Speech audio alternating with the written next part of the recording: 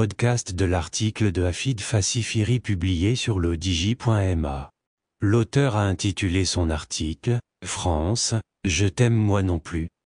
Il commence son article ainsi.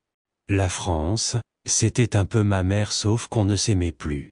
Douce France.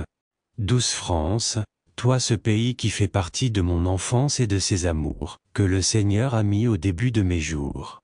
Dans tes journaux, tes nouvelles sont navrantes et désolantes chaque jour que fait le bon Dieu, des faits divers à répétition, un feuilleton sans fin d'accusations de viol, une insécurité galopante, des banlieues à feu et à sang, des policiers qui tirent sur des automobilistes et la liste est longue. L'auteur poursuit son article ainsi. Douce France, que t'arrive-t-il bon sang? Ton ciel n'est-il plus doux pour tous tes citoyens? Le ciel est-il en train de te tomber sur la tête? Ça va, c'est bon car on a très bien compris, depuis un moment déjà, que tu ne nous aimes pas nous les Arabes, musulmans et Africains. Ton cher Éric Zemmour ne serait que la partie visible de l'iceberg, celui qui dit tout haut ce que beaucoup de responsables politiques et de citoyens doivent certainement penser tout bas. Mais c'est bon, on peut passer à autre chose maintenant. Douce France, tu as malheureusement une très mauvaise mémoire, car il n'y a pas très longtemps des milliers de Français sont restés coincés chez nous au Maroc lors du premier confinement, et ils ont été logés, nourris et blanchis sans qu'on leur demande la moindre contrepartie.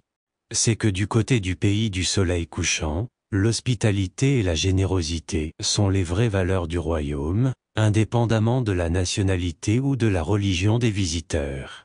Tu peux nous priver de visa et nous interdire de séjour en hexagone, mais tu peux nous croire on vit très bien sans toi et loin de toi. D'autant plus que tout ce qui nous a fait aimer la France n'est plus là, n'est qu'un lointain souvenir.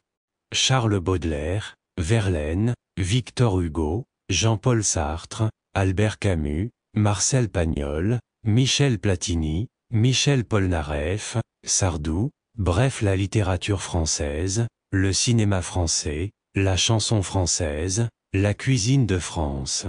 Excusez au passage le mélange des genres, mais comme c'est devenu une mode à Paris, allons y allègrement. L'auteur pose des questions ainsi. N'es-tu pas en train de brader ta culture? N'es-tu pas en train de tirer davantage vers le bas ton système éducatif? Tes responsables n'en finissent-ils pas de mettre à mort ton système de santé?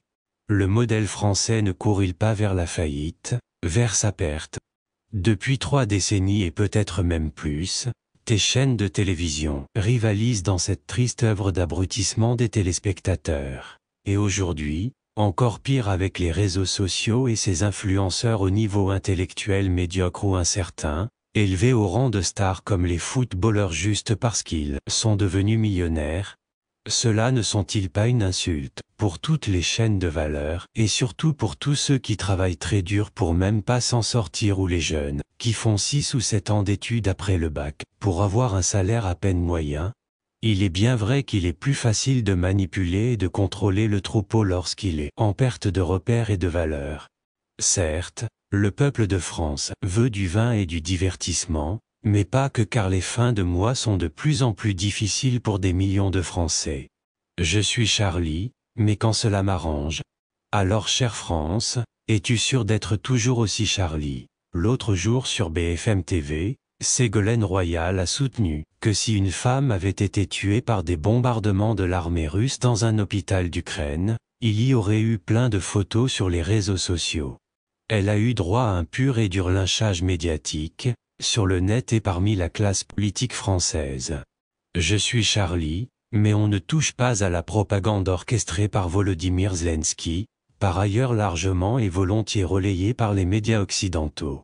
Lorsqu'il s'agit d'attentats terroristes perpétrés par de présumés islamistes, la cause est entendue.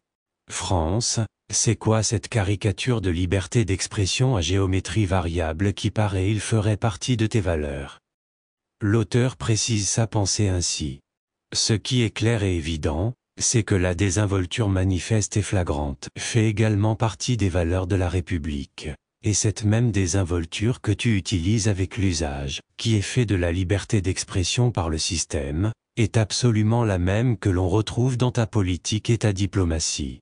La preuve, lorsque le président Emmanuel Macron se rend en visite en Algérie et qu'il affirme que la France doit assumer son passé colonial, il ne se trouve personne parmi les historiens français pour préciser que lorsque la France a créé, de toutes pièces, l'État algérien, son armée l'avait fait sur un territoire dont le tiers sont des terres appartenant au Maroc. La fin de l'abondance. France, es-tu bien sûr que tu cherches vraiment à t'affranchir pour asseoir ta souveraineté et ton indépendance énergétique et économique?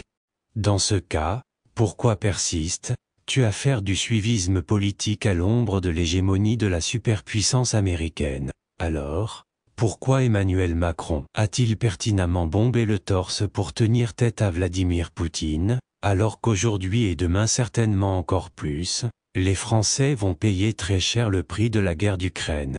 Chère France, es-tu bien sûr de ne pas avoir mauvaise conscience par rapport aux pénuries qu'on organise et les famines qu'on annonce pour bientôt?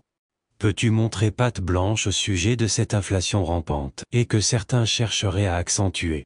Es-tu innocente à propos des efforts diplomatiques qui n'ont pas été faits en faveur de la paix, chose qui fait que la guerre va encore durer de longs mois entre la Russie et l'Ukraine? Fini l'abondance et les évidences, dixit Macron. Oui, mais si les Français ne sont pas sûrs de pouvoir se chauffer cet hiver, de pouvoir faire leur plein, comment faire circuler à l'avenir des millions de véhicules électriques avec un parc nucléaire vétuste et dont la moitié est en état de délabrement?